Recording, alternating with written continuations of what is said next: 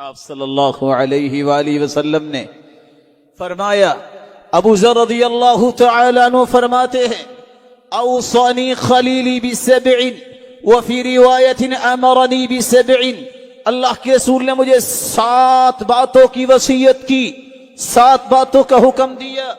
امرنی بحب المساکین والدنو منہم، پہلا حکم، پہلی وصیت، میرے صحابی ابو ذر کو وصیت ہو رہی ہے مسکینوں سے محبت کرنا، ان کے قریب رہنا، مسکینوں سے محبت اور ان کے قریب رہنا۔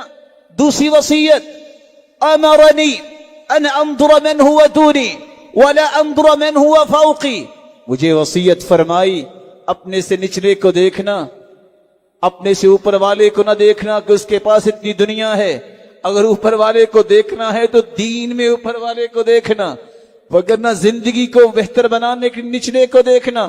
میں آج جوتیوں سے رو رہا ہوں، کتنے ایسے ہیں جن کے پاس پاؤں ہی نہیں ہیں۔ آج میں اپنے ہاتھوں میں واش کر رو رہا ہوں کہ مجھے فلاں چاہیے، اور کتنے ایسے ہیں جن کے ہاتھ بھی نہیں ہیں، وہ مڑے ہوئے ہیں۔ اللہ کا شکر کرنا۔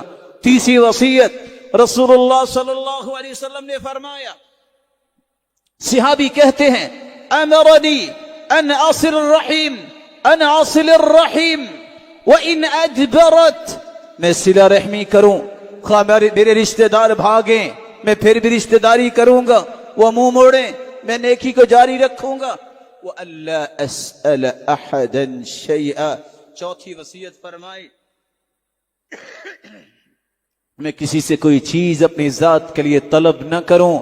پانچویں وصیت آپ صلی اللہ علیہ وسلم نے فرمائی، ابو ذر فرماتے ہیں، وَأَنْ أَقُولَ الْحَقَّ وَإِنْ كَانَ مُرًّا، میں حق بات ہی ہر وقت کروں خواہ کسی کے لیے کڑوی ثابت ہو۔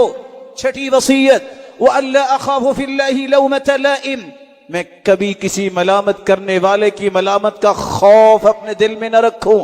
اور ساتویں وصیت، وَأَنْ أُكْثِرَ مِنْ قَوْلٍ لَا حَوْلَ وَلَا قُوَّةَ إِلَّا بِاللَّهِ فَإِنَّهَا كَنْزٌ مِنْ كُنُوزِ الْجَنَّةِ، مجھے وصیت فرمائی کثرت سے لا حول ولا قوت الا باللہ یہ پڑھا کرو، یہ جنت کے خزانوں میں سے بھی خزانہ ہے۔ دوسری روایت میں آتا ہے فَإِنَّهَا كَنْزٌ مِنْ تَحْتِ الْعَرْشِ، یہ اللہ کے عرش کے نیچے سے خزانے کا نام ہے۔